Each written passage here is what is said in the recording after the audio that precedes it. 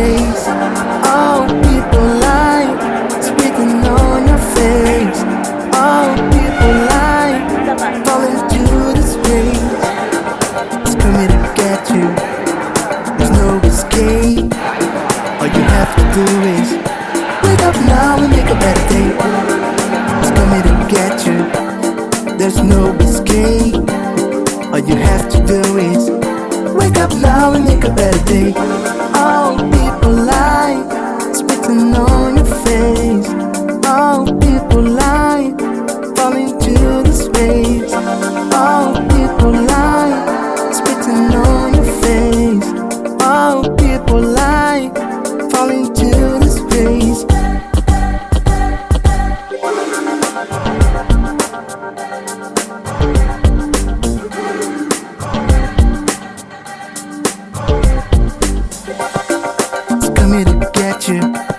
There's no escape. All you have to do is wake up now and make a better day. It's coming to get you, there's no escape. All you have to do is wake up now and make a better day. All people lie, spitting on your face. All people lie, falling to disgrace. All people lie, spitting on your face. All people lie, falling to disgrace.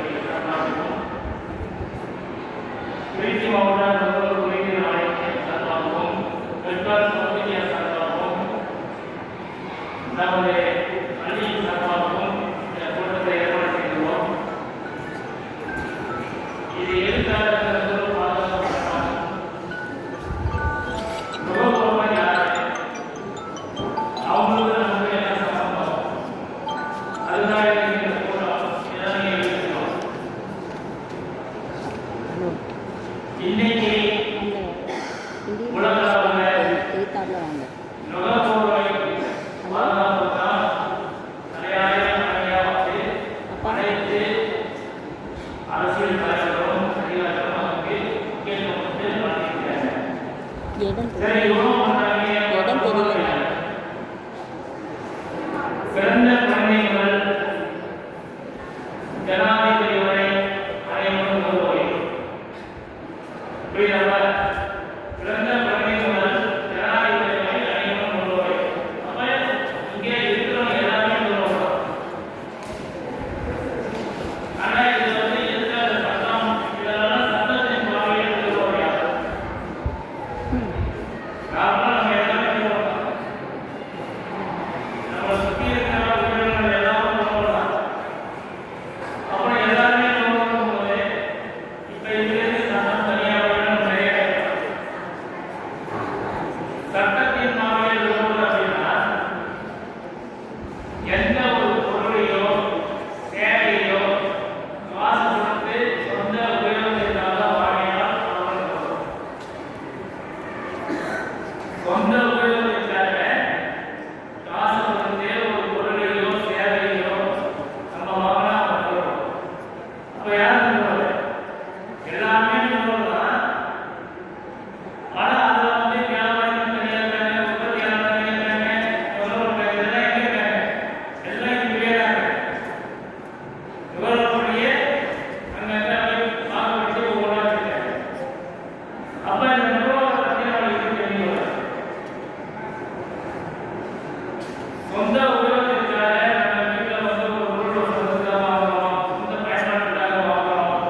அந்த மாதிரி வாங்கினா எந்த பொருள் வாங்கினாலும் சரி, அது கவன முறையாக இருந்தாலும் சரி, ஒப்பந்தரை முறையாக இருந்தாலும் சரி, அது சொல்லுவோம். அப்ப நம்ம யாருக்கு வாங்குறோம்? ஒரு வியாபாரி ஒரு கடையில தான் போய் வாங்குவோம் இல்லையா? அப்போ கடையில வாங்குறது என்ன பண்றாங்க? அவங்க லாபத்துக்காக விற்பனை செய்யப்படுகின்ற ஒரு ஆட்கள். அவங்க கிட்ட வந்து நம்ம சொந்தமா யுவர்களுக்காக வாங்குற பொருள்னா வாங்குறதுதான் நுகர்வோர். இப்ப இங்க வந்து நம்ம சொந்தத்துக்காக வாங்கும்போது நுகர்வோரா இருக்கும். அதே நம்ம ஒரு கடையில வாங்கி வியாபாரம் பண்ணணும்னு சொன்னா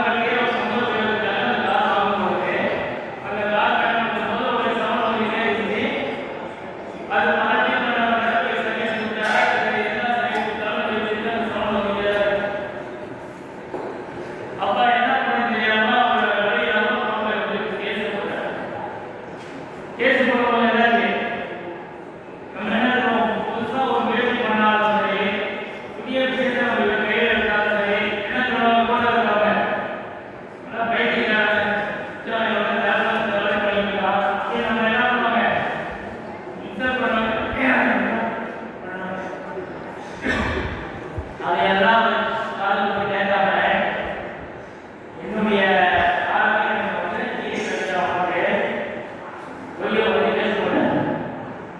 கேஸ் போட்டது என்ன தீர்ப்பு வந்து எங்கே வந்துச்சுன்னா அவருக்கு வந்து அந்த காரை வந்து மாற்றி கொடுக்கணும், அதுக்கு நஷ்டஈடு கொடுக்கணும்னு சொல்லிட்டு ஒரு தீர்ப்பு வந்து வந்துச்சு. இதெல்லாம் உலகத்திலேயே முதலா ஒரு காரமாக வந்த தீர்ப்பு. அப்பதான் என்ன பண்ணாங்க முதல் வருஷம் வியாபாரி சரி உற்பத்தியாளர் எல்லாமே எல்லாமே. ஆனா அந்த முதல்வருக்கான எந்த சலுகை எந்த உரிமை எந்த ஒரு இதுவுமே இல்லையே அப்படின்னு சொல்லிட்டு அமைச்சர் பண்ணாங்க. இது சம்பந்தமா ஆலோசனை இதுக்காக உரிமைகள் போனாங்க 6 உரிமைகள். இதை ஒவ்வொன்றா வந்து உரிமைகளை வந்து என்ன உரிமைகள் நான் சொல்றேன். இது வந்து உலக அளவில் வந்து எல்லாத்தையும் கொண்டாங்க.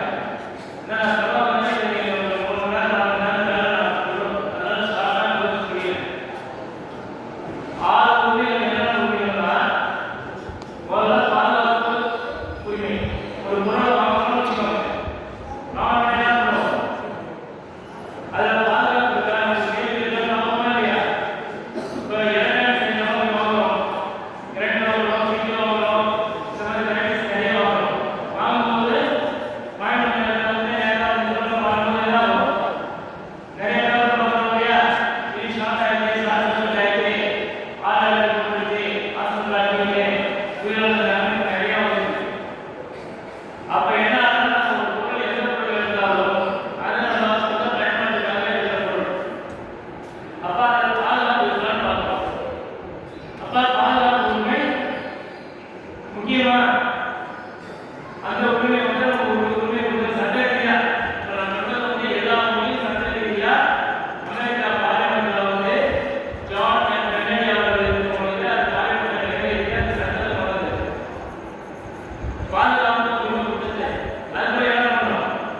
நிறைய பேர் வாங்க போறோம், போனா பாதுகாப்பு கொடுக்குறாங்க. அது எப்படி பாதுகாப்பு நம்ம பார்க்கறது?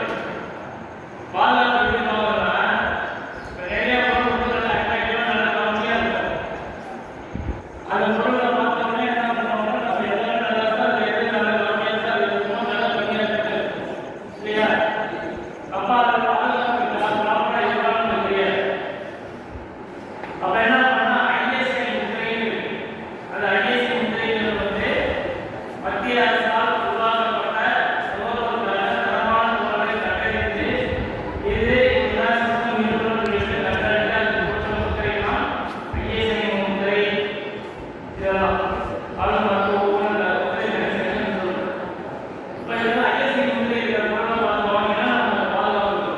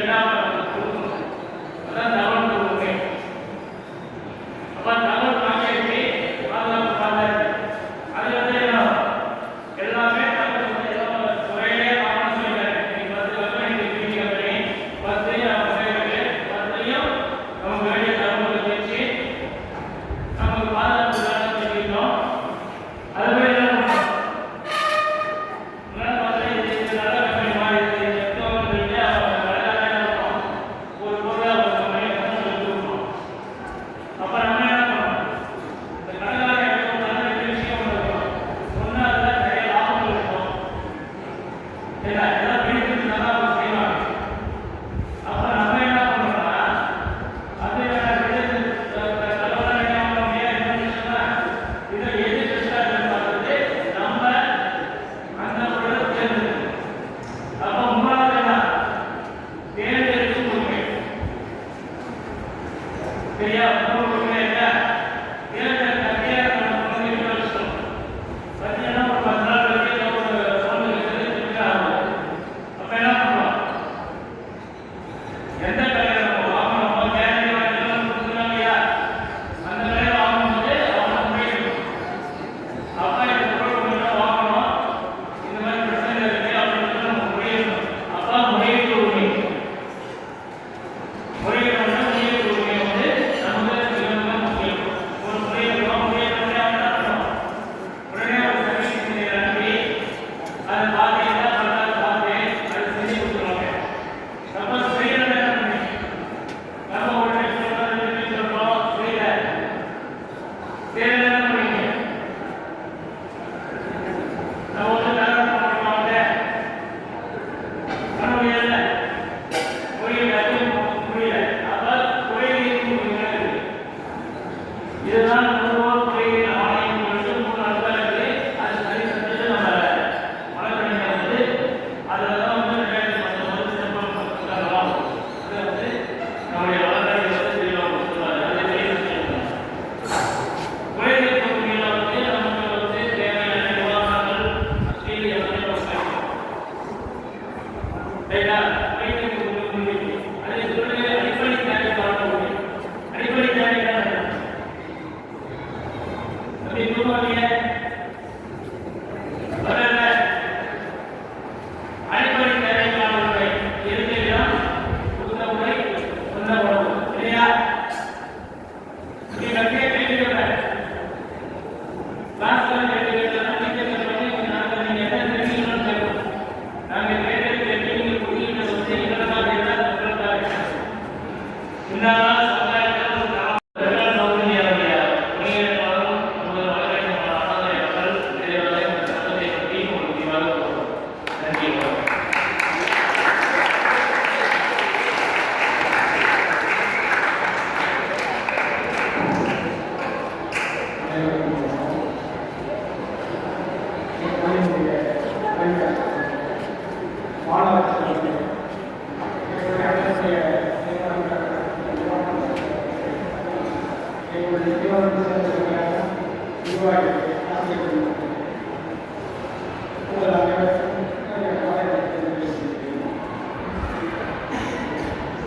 இன்றைக்கு நுகர்வோர் பாதுகாப்பு 2019 பற்றி உங்களோடு கலந்துரையாட மற்றும் ஒரு கருத்தரங்க வாயிலாக நினைச்சு உங்களுக்கு தெளிவுபடுத்துவதாக இப்போ நாங்கள் வந்ததுதான் இதில் யார் நினைக்கிறோம் உங்களுக்கு மாதிரி உங்களுக்கு புரியணும், உங்களுக்கு இந்த சட்டத்தை தெரியணுங்கிறதுக்காக வந்திருக்கோம். நீங்கள் என்ன சொல்றீங்க? தம்பி அதான் சொல்றீங்க மத்த வரல என்ன தூங்கிட்டு இருக்கீங்க?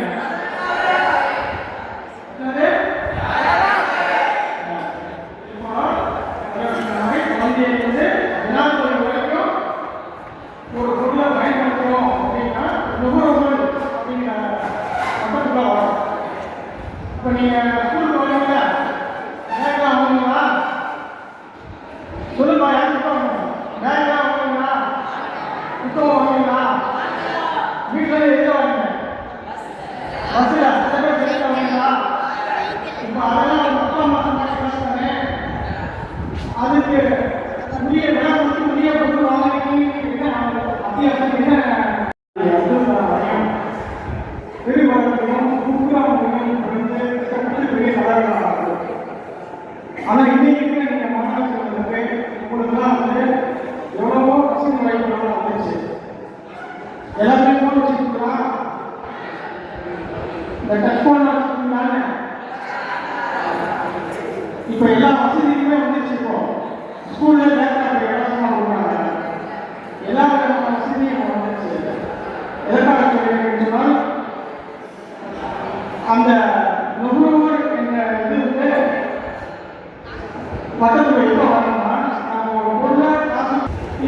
அதிசயம் என்னன்னா திருச்சியில் ஏதோ நுகர்வோர் குறைவா வச்சிருக்கா நுகர்வோர் குழுவின் ஆணையருக்கு அந்த வழக்கு நடைபெறலாம்.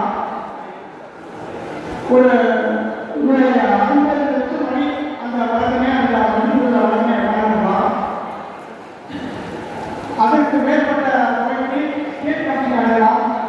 அதற்கு 2 கோடிக்கு மேற்பட்ட தொகைக்கு வந்து ஐஏசி இருக்கான்னு பார்க்கணும்.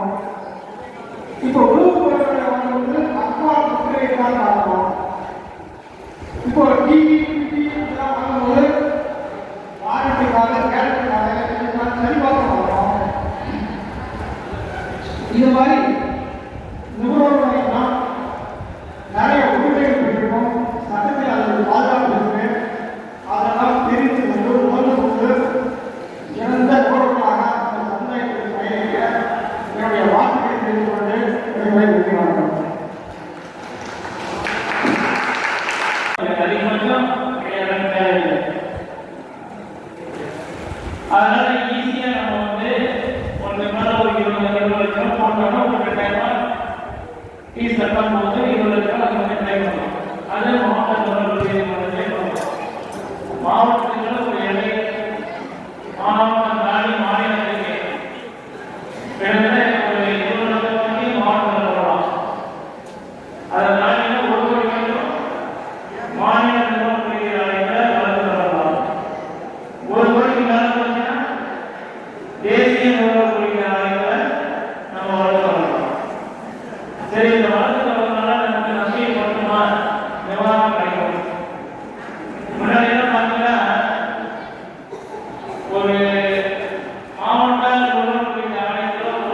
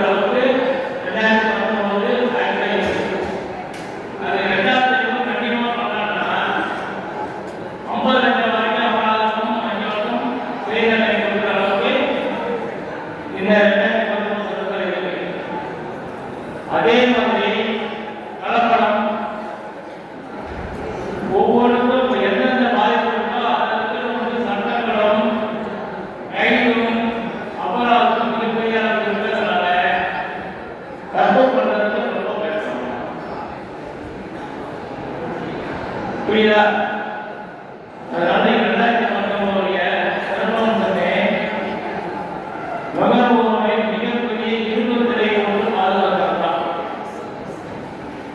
அதை யாரும் அதில் மாட்டாங்க தப்பிக்கவே முடியாது. எந்த ஒரு ரீசெண்டா ஆன்லைன் நம்ம சிவில் சப்ளை டிபார்ட்மெண்ட்லயே ஒரு காரியம் வந்து அந்த மாதிரி ஆன்லைன்ல வந்து ஒரு வருஷத்துக்கு முன்னாடி ஃப்ரீ ஒன்று ஆர்டர் பண்ணி வாங்கியிருக்காங்க. அது பல முறை வந்து சரி பண்ணி அது ப்ராப்பராக இல்லை. அவங்க வந்து என்ன பண்ணாங்க, அடிஷனல் வாரண்டி வாங்கியிருந்தாங்க. அது முடியும் என்ன பண்ண கேட்கும்போது நம்ம வந்து நம்ம அமைப்பில் வந்து நோட்டீஸ் அனுப்பி அவங்களுக்கு கேஸ் ஃபைல் பண்ணாங்க. அவங்க நேரம் எக்ஸிக்யூட் ஆகாமல் பாதுகாப்பு யூஸ் பண்ணி இருக்கிற மாடலெல்லாம் காட்டி என்ன பண்ண புதுசாக கொண்டு வச்சுக்கிறோம் என்னோட கேஸ் இருக்காதுன்னு புது பண்ணி கொண்டு வச்சுட்டு வழக்கு போயிட்டார். காரணம் என்ன? வழக்கு போனால் மிகப்பெரிய பாதிப்பு அந்த நிறுவனத்துக்கு ஆன்லைன் நிறுவனத்துக்கு இருக்கிறதுனால இந்த மாதிரி ஒவ்வொன்றும் எடுத்தீங்கன்னா நிறைய சட்டங்கள் வந்து எல்லா விஷயத்துலையுமே நிறுவனம் பாதிக்கிற எல்லா விஷயத்துலையுமே சட்டங்கள் ரொம்ப ஸ்ட்ராங்காக கடுமையாக இருக்கு. அதில் நிறைய உங்களுக்கு சொன்னதுக்கு நிறைய விஷயங்கள் இருந்தாலும் உங்களுக்கு டைம் இருக்கிறதுனால ஒரு முக்கியமான விஷயம் மட்டும் தான் உங்களுக்கு சொல்லியிருக்கோம். அதனால நிறுவன பாதுகாப்பு சட்டம் வந்து சிறப்பாக அதுக்கு வந்து உறுதிகள் நிறைய இருக்கு. நிறுவனம் பண்ண நம்ம ஒரு ஸ்கூல்லையும் காலேஜ் நடத்துகிறோம். இப்போ நம்ம ஸ்கூலில் கூட வந்து குடும்பங்கள் மன்றம் இருக்கும். அதில் ஒவ்வொருத்தருக்கும் நாங்கள் கிளாஸ் எடுத்து நிறைய பண்ணுறோம். அதனால சிறப்பாக வந்து நிறுவன பாதுகாப்பு நிறைய விஷயங்கள் சொல்லிட்டு இன்னும் இங்கே நம்ம நிர்வாகிகள் எல்லாமே இதனுடைய ஒவ்வொரு இடத்துலையும் இந்த முதல் சம்பவமாக பரவலாக பேசி நிறைய பாதிப்புகளுக்கு போராட்டம் செய்வதற்கான ஒரு பெரிய தூண்கள் இருந்தாலும் இங்கே எல்லாத்தையும் பேசணும்னா ரொம்ப டைம் இருக்கிறோம். நீங்கள் இருக்க மாட்டேங்கிறதால அவங்களுக்கு எல்லாரும் அனைவருக்கும் நன்றி கூறி வருகிறேன். இப்போ நம்ம தலைவர் அவருடைய கௌரவப்படுத்துவதற்காக முன்னாடி கொடுத்து கௌரவப்படுத்திக்கிறோம்.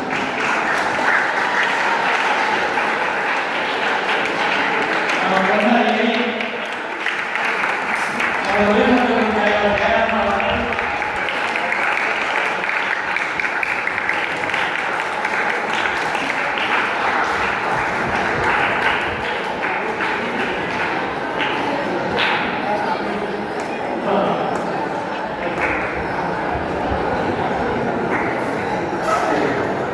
அடுத்தபடியாக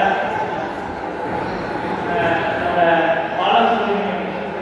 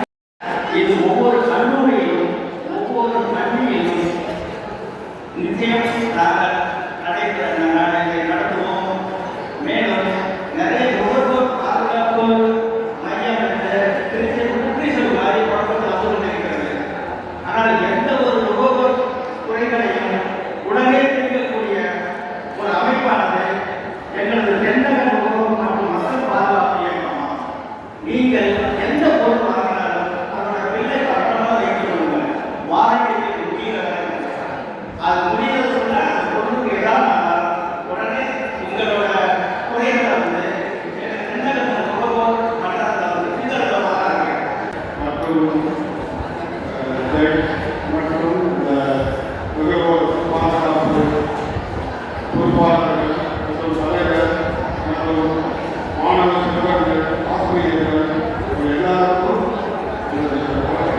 கோயிலே இது வந்து ஒரு பெரிய ஒரு சாதனை. இருந்தாலும் நம்ம ஓர்மையான ஒரு சாதாரண வேலை கிடையாது. இருந்தாலும்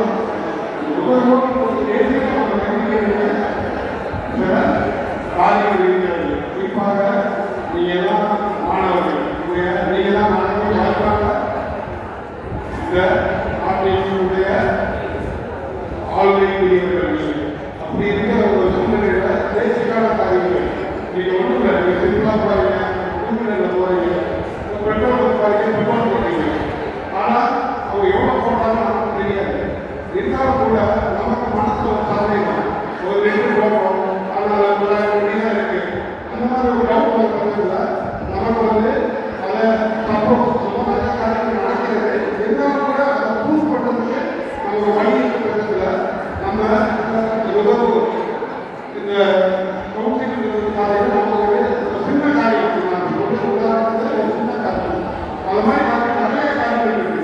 நீ எந்த ஒரு ஒரிஜினல் இருந்தாலும் அதுக்கு பூர்த்தி கேட்கும்போது எங்க இல்லையா இருக்கு. நீங்க எது வாங்கினாலும் ஒரிஜினல் பூர்த்தி கேட்குறது. அப்படி இருக்கிற காலகட்டத்தில் நமக்கு அது பாதிக்கிற வகையில நமக்கு அது ப்ரூவ் பண்ணக்கூடிய சூழ்நிலை இருக்கிறதுல நீங்க வந்து அருமையான நம்ம தலைவர் கோபன் இருக்காங்க, அவங்க நம்ம சொல்லியிருக்காங்க. எதா இருந்தாலும் நம்ம எல்லாமே கண்டினியூஸ் பண்ணணும் இல்லையா. நீங்க மனிதர்கள் எல்லாருமே நம்ம குழந்தைங்களுக்கு அரசு வந்து ஏதாவது வாங்கிட்டு தான் இருக்கும். அப்படி இருக்கிற காலகட்டத்தில் நீங்கள் உலகம் பார்க்கணும் தெரியும். எதா இருந்தாலும் நீங்கள் நம்ம டூப்ளிகேட் நிறைய கேரண்டி இல்லாத நிறைய எது போனாலும் நம்ம மனசு பாதிக்கிற அளவுக்கு இருக்கும் காரியங்கள் நம்ம ஏமாற்றப்படுகிறோம் நினைக்கும் போது நீங்கள் வந்து நம்ம அதுதான் இருப்போம். எதுக்கு உங்களை உட்கார வைக்கிறாங்க, இந்த மாதிரி ஒரு அவேர்னஸ் வரணும்.